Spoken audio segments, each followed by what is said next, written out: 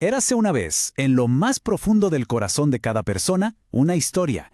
Una historia que esperaba pacientemente a ser contada.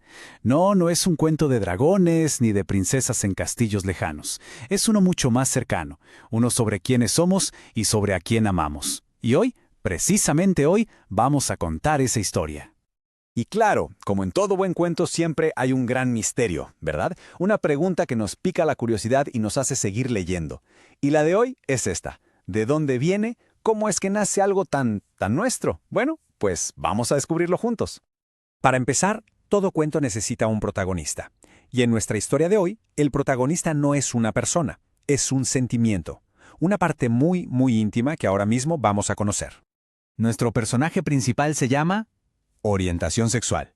Y en el fondo es simplemente eso, un sentir, una atracción que se queda, que perdura. Es como un hilo invisible que nos conecta con otras personas, a veces de forma emocional, a veces romántica y a veces también de forma sexual. Podríamos decir que es el verdadero latido de este cuento. Y aquí viene lo primero, y quizá lo más importante que tenemos que saber sobre nuestro personaje. La lección fundamental de esta historia, y es que no es una elección.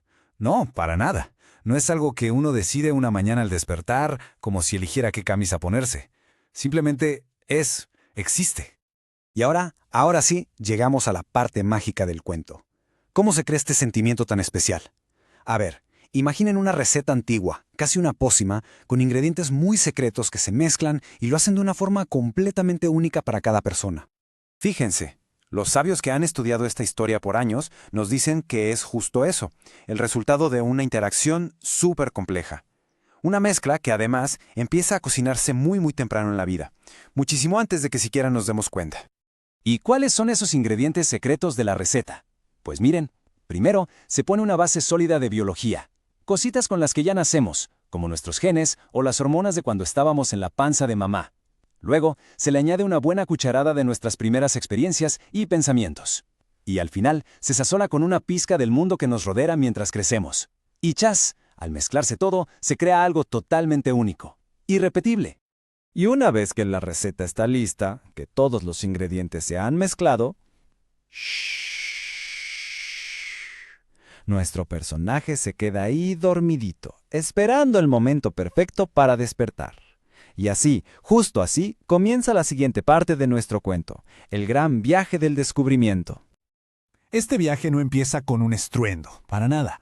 Empieza con susurros, allá en la infancia. Son pequeños sentimientos, a lo mejor una curiosidad, una chispita, todavía sin entender muy bien qué significa. Pero luego llega la adolescencia y ¡boom!, como una flor que de repente se abre en primavera. Con todos los cambios del cuerpo, esos susurros se convierten en una voz mucho más clara. Para la mayoría, es aquí donde la atracción se manifiesta con toda su fuerza. Pero ojo, el viaje no termina ahí. La edad adulta se convierte en el tiempo para entender esa voz, para aceptarla y para tejerla dentro de nuestra propia historia personal. Y todo esto, fíjense, nos lleva a la gran moraleja del cuento. Porque esta no es una de esas historias con un final ya escrito en piedra. Al contrario, es una que se sigue escribiendo, día con día, paso a paso. Mucha gente se pregunta, ¿no? A ver, ¿hay una edad, un momento en la vida en el que ya todo tiene que estar claro, como si fuera el último capítulo de un libro? La respuesta que nos da nuestro cuento es muy interesante. Porque resulta que la experiencia de esta atracción no es como una estatua, inmóvil. Es más bien como un río. A veces fluye con calma, a veces con fuerza, pero siempre está en movimiento. No se trata tanto de ponerse una etiqueta y ya, sino de un descubrimiento, un proceso continuo de entenderse mejor. Y esa es la gran joya de nuestra historia, la verdad más profunda. La identidad no es algo que se define un buen día y se acabó. Es algo que se descubre, como si fuera un tesoro que cada quien lleva escondido dentro. Así que, al final de todo, quizá la pregunta importante no es ¿qué eres?, sino más bien ¿qué estás descubriendo sobre ti? Si cada historia es un mundo entero, pues la verdadera aventura es atreverse a explorarlo.